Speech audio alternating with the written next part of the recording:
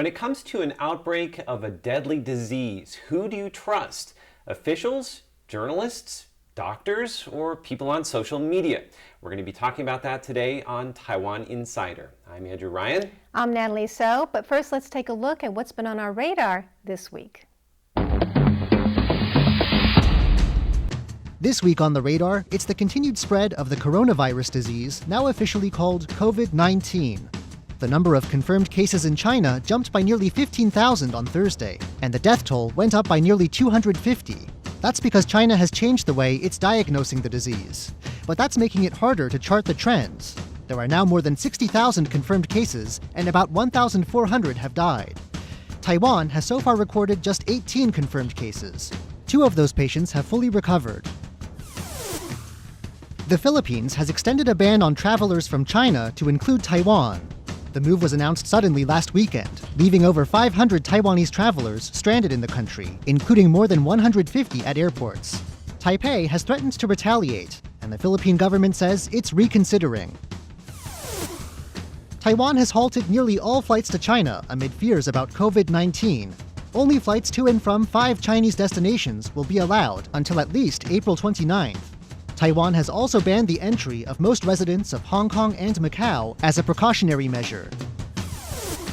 Chinese military aircraft briefly entered Taiwan's airspace on Monday during a training exercise. This is the first Chinese encroachment in nearly a year. Taiwan scrambled its jets and issued radio warnings in response. The U.S. also sent aircraft near Taiwan on Wednesday, while a State Department spokesperson urged Beijing to stop using coercive tactics and resume dialogue with Taipei. And now for our word of the week. This week we're going to share who we trust in the event of an epidemic. All right, you want to guess my word? Is it RTI? Kinda. Let's see. Let's see. Nobody? No one. Wow. Well, I don't mean to sound so cynical, but Wow. I mean, I don't think you should just trust one source of information. And every source could have their blind spots or ulterior motives. So I think that you should always check a lot of sources. And make of sure course, they say the same reliable thing. sources. Yeah. So that's my viewpoint. Actually, that's great, and I almost said the same thing because that's actually what we do here for Yeah, we Taiwan don't trust just Insider. one source, Yeah. definitely. All right, you ready for my word? Yes. And I should preface it by saying I also don't just trust one source. Whistleblowers? That's Interesting. Now, I should say, of course, with whistleblowers, you don't want to trust everything that whistleblowers say, but you should take what they say, into consideration. Our cover shot for today's show was Dr. Li Wenliang, who is the doctor in China who some people say was a whistleblower. He informed his coworkers on WeChat in a group saying that there was this mysterious pneumonia and people should be careful about it. He later succumbed to the disease, and people on the internet called him a hero for that. Again, you shouldn't trust all people who are whistleblowers, but they have a lot on the line. That's true. Coming out and talking Right. about something, And he's also an there are expert. consequences. He's a doctor and he's right in the trenches. So you have to look at the factors related to that person Absolutely. and make your own judgment. Absolutely. So let's put these words up on the shelf. Also today, where's this? The wind turbines on the left are a popular tourist destination in Taiwan, and on the right, they're featured in a music video for the theme song of this year's Lantern Festival. So where in Taiwan is this? We'll have the answer for you at the end of our show. The new coronavirus that originated in Wuhan, China, now has a new name. It's called COVID-19. That's short for Coronavirus Disease 2019, the year it emerged. Now, the WHO didn't name it after a place, an animal, or a group of people to avoid stigmatization. But authorities in Taiwan are still going to use the nickname Wuhan pneumonia to avoid confusion. So what do we know about the COVID-19 patients? Well, a new study headed by the top Chinese epidemiologist is shedding some new light on the disease. And that's the subject of today's Taiwan Explained. So what do the patients of the new coronavirus, or COVID-19, have in common? Well, in today's Taiwan Explained, we're going to be talking about a new study coming to us from China. Now, I should mention, Natalie, this study has not been peer-reviewed. However, the team that conducted this research is headed by Dr. Zhongnan Shan, and you'll remember that he is the guy who discovered the SARS coronavirus of 2003, right? Okay, so he has some experience there. Yes, a lot of experience. All righty, so let's give you 60 seconds for this. All right. Ready? Go. Yep. Now, this new research looked at more than 1,000 patients clinically diagnosed. Now, they were at 552 hospitals in 31 provinces and cities. Most of the patients in the study were male with a median age of 47. They crunched the numbers, and this is what they found. More than 75% lived in Wuhan or had contact with someone from Wuhan. Only about 1% had direct contact with wildlife. Now, as for the symptoms, the most common was a fever. Nearly 90% had one, but notably less than half had a fever before hospitalization. Another common symptom was coughing. Now, let's talk about the more serious cases. 15% had severe pneumonia, 5% were admitted to the ICU, and about 1.4% of the people in the study succumbed to the virus. That's lower than the previous estimates of the fatality rate. And finally, perhaps most interesting, the incubation period was about a median of 3 days, which is also less than originally thought. Good job. Very Just good in the job. nick of time. Right.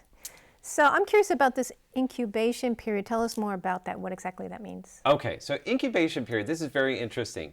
This is the time after you come in contact with the source of transmission and then before the point at which we have the onset of symptoms. So basically what they're saying is it's a median of 3 days. Originally it was thought to be more like 5 days. And why this is so important is because you could actually have COVID-19, the new coronavirus, and not know it, but also be able to infect other people. Yeah, that's not good. Yeah. That's happened a lot. Also, people are talking about or wondering when this is going to end. What have you heard, Andrew? Well, this is the million-dollar question, right? Everybody wants to know, when is this going to be over? And there's no set answer, except that we don't really know. Now, Dr. Zhongnan Shan, who's the epidemiologist in China who did that research that I just talked about, he has said that he thinks, or he hopes it will be over by sometime in April. However, he's already gone back on his previous predictions, so I don't think he knows either. So I think it's important to kind of take all of these predictions with a grain of salt.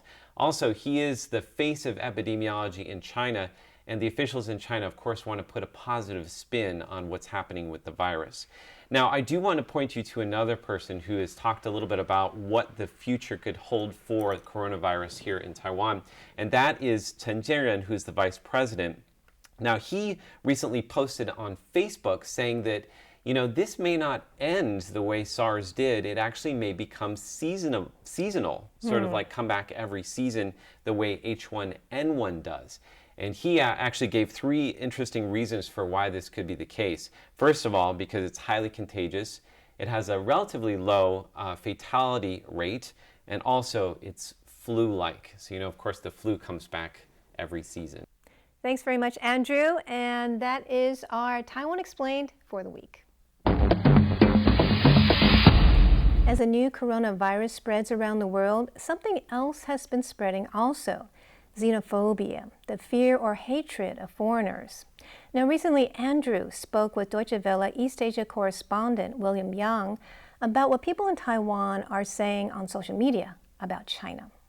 Oftentimes what we see, it's like if it's a report about how the Chinese government has not been really revealing the full extent of the epidemic, then a lot of the people would immediately project the stereotype that they have about the Chinese government and say, see, you know, this is all because of what the Chinese government has always been functioning, like, dictating and being arbitrary, controlling all the flow of the information. That's why the epidemic happens. And there are some extreme examples that I've actually seen online where people are clearly frustrated about the Chinese government blocking Taiwan from joining the WHO meetings. And so they are saying how the whole epidemic spreading across China right now is the karma that the Chinese people had to endure because of its government's evil treatment of Taiwan. And I think those are the extreme examples of how a discussion about China often goes the more extreme direction in Taiwan, especially when it comes to something that's negatively impacting China and then also that originates from China, but it's probably going to have a potentially very negative impact on the world. And they consider that as it's all like China is all, it's all China's fault. And then like these people deserve it and things like that. So do you think this is indicative of what the average person in Taiwan thinks, or is this something that's just fueled by kind of the internet being what it is, the medium itself? I would love to think that it's more like being hyped up by the internet and also the so-called echo chamber that we're seeing over here, especially we're just after another election. And then we're actually seeing also the political atmosphere here in Taiwan are sometimes influencing how the society is responding to things related to China. Because we also know that the government right now is standing very firm and highlighting, re-emphasizing many times about how Taiwan is being bullied by China. Maybe that also plays a little role in terms of how people perceive the role of China and what's happening over there. Actually, what's interesting is a lot of people from Wuhan are actually facing discrimination in other parts of China in much the same way that Chinese people are facing discrimination from other countries in Asia, and Asians in general are facing discrimination in the rest of the world. I think there's just a lot of fear and anxiety that's at the root of all of this. And people, turn that fear into anger or looking for someone to blame. I think, it is one thing to blame or to look at the people who are in charge and if they're handling it well. But it's another thing to blame a whole country of people who are victims as well. Absolutely. Well, one way that you can combat fear and anxiety is by staying informed.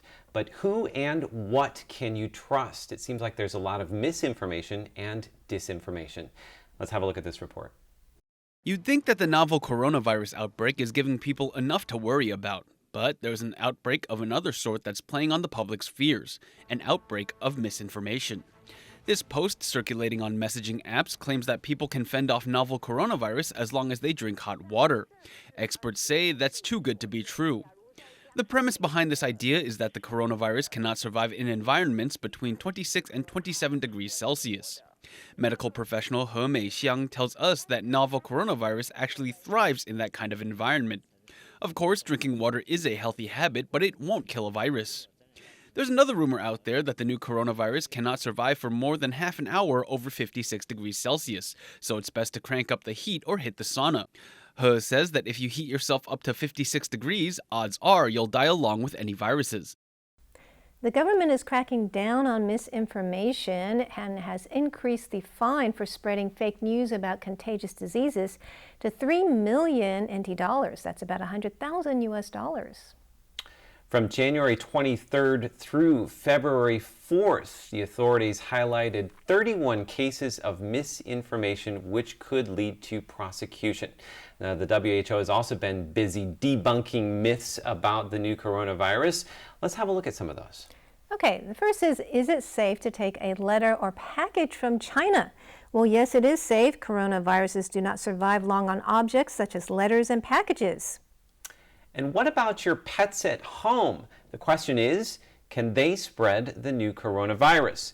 Now, there's no evidence that pets can be infected, but it's still a good idea to wash your hands after contact with your pets.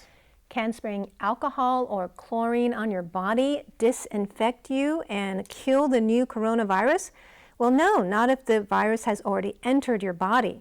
They can disinfect surfaces, but can be harmful to clothes and your eyes and mouth. So there are a lot of myths out there, so let's think twice before we share something on social media. This week on Hashtag Taiwan, the great toilet paper panic of 2020. Now, hold off, I already know the questions you're about to ask. What's a toilet paper panic? Why do I have to specify 2020? Well, a toilet paper panic is when people rush to the stores, they clear out all the toilet paper, causing a nationwide shortage. Why do I have to specify 2020? Because this isn't the first time it's happened in Taiwan. I am dead serious.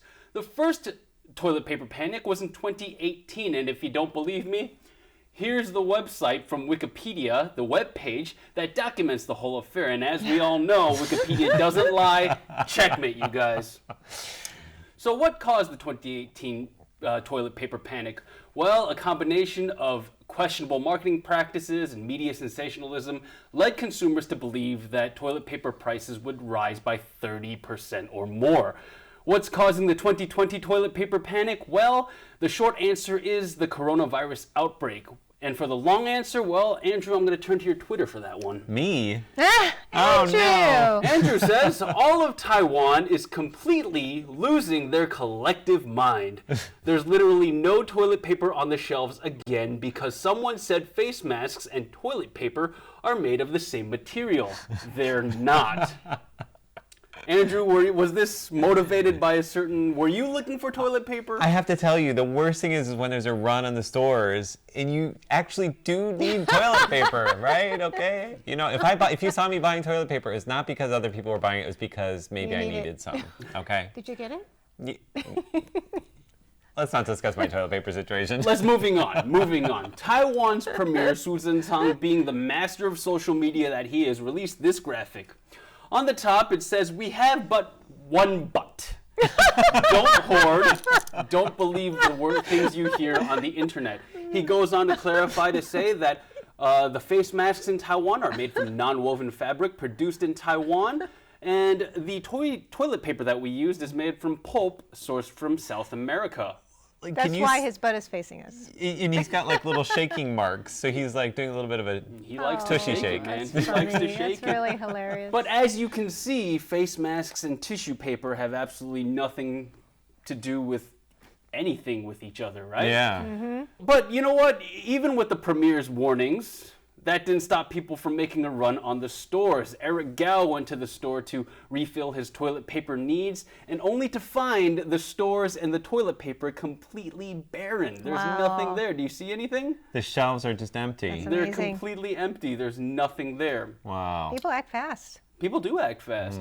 Anyway, the face mask rationing period, when that began, there was a Facebook custom profile frame that you can use for your profile picture, which said, "I'm okay, you can get your face mask first." It was just a nice way to express, hey, I'm healthy, I'm all right. I'm going to let other people go get their face masks first. And before you ask, yes, guys, that is the That's very handsome Leslie. Leslie Liao right there. Very nice. Leslie Liao pick of the week time, all right, guys? So with this whole toilet paper panic going on, some wise guy on the internet created this custom frame. Get this. He says, "I'm okay, you poop first." I'm going to save the toilet paper for the great. people who can't hold it in. That's very With a nice. brown lining. Yeah. All right, guys, after that, I feel like we need to culture it up. So I'm going to close it with this. The Culture Ministry is getting in on a piece of this action. One of the events that has been canceled, or actually, I should say postponed because of the coronavirus outbreak, is the Taipei International Book Exhibition. But the Culture Ministry would like to remind you that it's postponed and not canceled. So it's saying this. It gives you this picture of a bunch of books and it says, "Hey, we're made from pulp too. Why don't you fight over us instead?" Good marketing. A run nice on the ad. bookstores. That might help. Yes. That'd be good. Support the local publishing industry, right? Or libraries, yeah. Yeah. You know, I find, unlike toilet paper, intelligence can never be in short supply. No, that's a good one, Leslie. That was very interesting, Leslie. Thank you very much. All right. And that is our hashtag Taiwan for the week. This week on Who in Taiwan, I'm going to have Natalie and Andrew guess who this tireless titan is. Tireless Titan. Right. Wow. Now, on buzzer number 1, I have Natalie. Buzzer number 2 is Andrew. All right. You guys good to go? We're good to go. All right, here we go. Clue number 1. Like my last Who in Taiwan, this person got into Jianguo Senior High School, Taiwan's premier boys' school. Before his current posting, he was an advisor to the president. As of February 8th, he has been in his post for 3 years. That makes him the longest standing person in his position since his ministry was established. Andrew.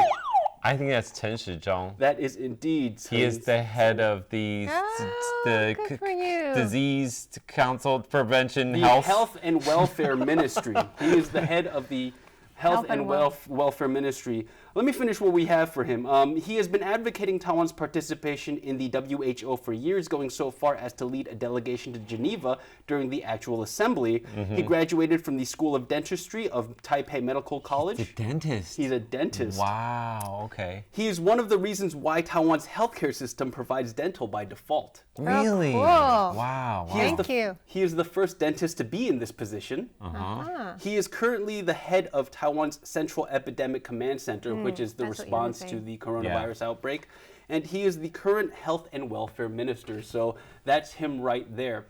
And there's a reason why I called him a tireless titan. And I want you to hear this guy's story. On the 4th of February, the first plane from Wuhan came back with a bunch of Taiwanese citizens. And that night, he went to the airport in the middle of the night to make sure that everybody was okay getting off the flight. Then he went to Taichung right after going to the airport in the middle of the night to inspect the central Taiwan's prevention facilities. He didn't leave Taichung until 6 a.m., got back to Taipei in time for the 8 a.m. press conference. Wow. Oh, wow. And then he was still there for the 2 p.m. and 8 p.m. press conference.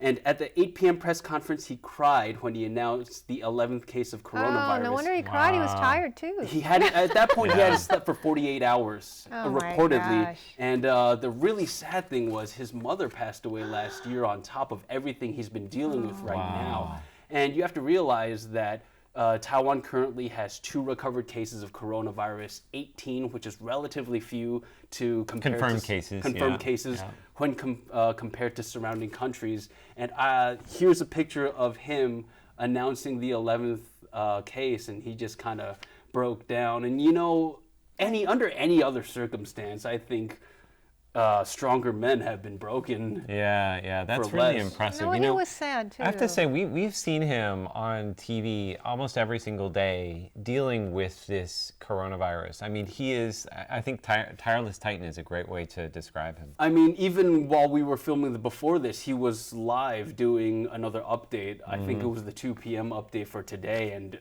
I mean, he's everywhere. He's ubiquitous almost. And you know, I think I'd like to pay homage to him. This is our health and welfare minister, Tseng-chang. He's a dentist, and he gave us dental by default, which is pretty cool. That's awesome. Yeah. And he's doing a great job with this new coronavirus. All right, well, thank you. And that is our Who in Taiwan for the week.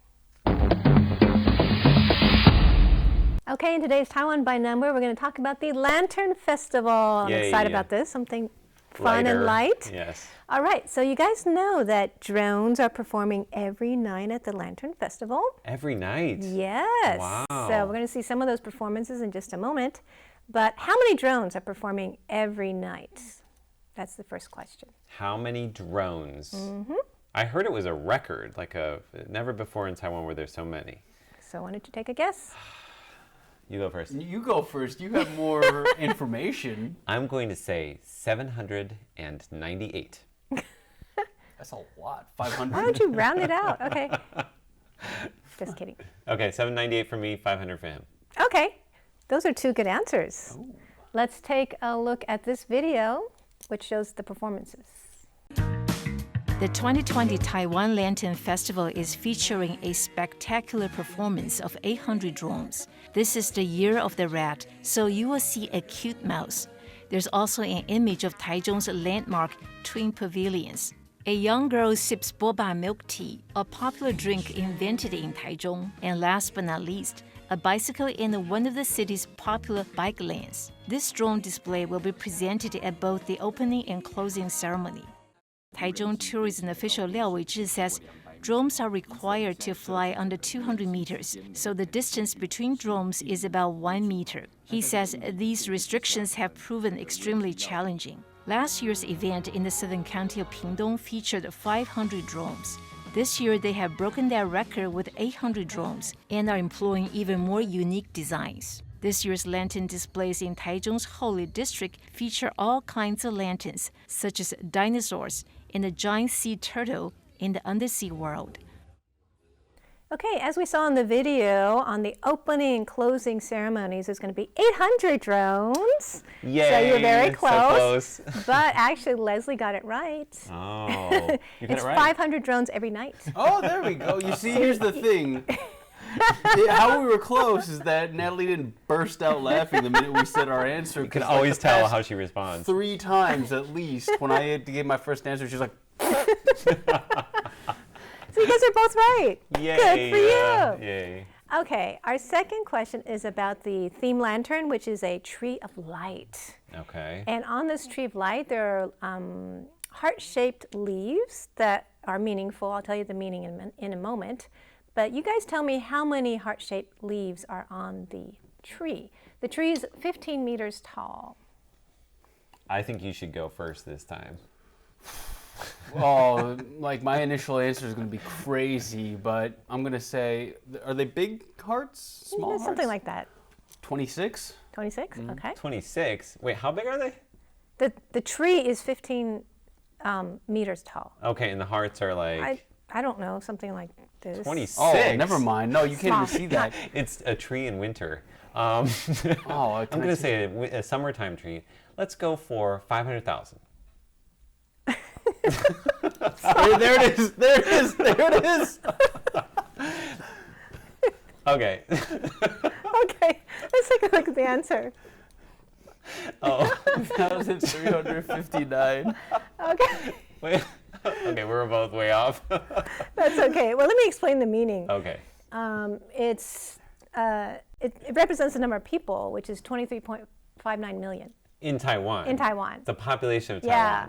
Okay. It's 2359, but 23.59 million. So you take off like 3 or 4 zeros, and then that's the number of people. I was thinking they had 23 million at first, but I think that's a little bit more crazier than your guess. I was going Okay. to guess 23 million, but I was like, that's a lot of hearts. Yeah. And I don't want to hear Natalie laughing at me No. again, so I'm going to guess something a little conservative. Call me Braveheart. All righty. Yeah. Okay, another number related to that festival. You know how they give away these paper lanterns? Yes. They're really cute, and this year it's the Mouse Bride and Mouse Groom. How many are they giving away at the festival? 500,000? It's a good guess. 23,590. Ooh, that's good too. Okay, let's take a look at the answer. 95,000. Aren't they cute? Super cute. Are those them? Yeah, those are it. They're guys. so cute. Every day at 3 p.m. Can adults Free, get yeah, them of too? course. You can pretend to be a child. I'll dress up I'll do cosplay as a kid. Okay, I want to also talk about another lantern festival that's going on this time of year, also till the 23rd, both festivals. This is in Pingxi, the Sky Lantern Festival. You guys know that, right? Yes. And every night they're launching sky lanterns. It's very famous. CNN has said it's one of the top world 20 festivals to see. How many lanterns are launched a night? Oh, man. Oh, I'm terrible at this. You go first this time. I would say, oh man, like 10,000? 10,000. It's a lot. Like, have you ever seen the pictures? That's a lot of them. It's pretty impressive. I'm going to do like The Price is Right. So 10,001. There's no door over there, but there's a picture right here. Oh. Ooh. It's actually 1,500 a night. They do it 10 times, 10 launches, 150 each. Okay. Because they might crash into each other, right? This is true. It is a safety concern. You don't want them to like burn in midair. That's and, like, true. fall to the ground. All right, so we do hope that you get a chance to enjoy the lantern festivals. And that's it for Time by Number. And finally today, at the top of the show, we showed you a photo and asked if you knew where it was. Let's take one more look at that photo. The wind turbines on the left are a popular tourist destination in Taiwan. On the right, they're featured in a music video of the theme song of this year's Lantern Festival. Where in Taiwan is this? Well, let's have a look at this report on the theme song for the Lantern Festival.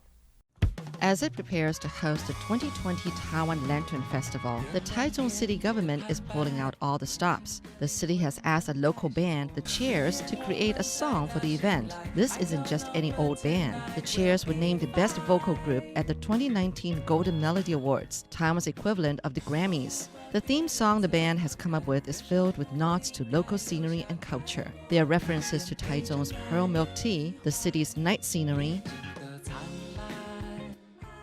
and the wind turbines at the coastal Gaomei wetlands. Even the local Huli horse farm and an art installation from the recent Taiwan Flora Expo get mentions. The city's connection with saxophone making is played up, and the very saxophone heard in the song was made in Taichung. We hope you enjoyed this inside look at Taiwan this week. Be sure to connect with us on social media. Yes, leave a comment below. We would love to hear from you. For Taiwan Insider, I'm Natalie So. I'm Leslie Liao. And I'm Andrew Ryan. See you next week.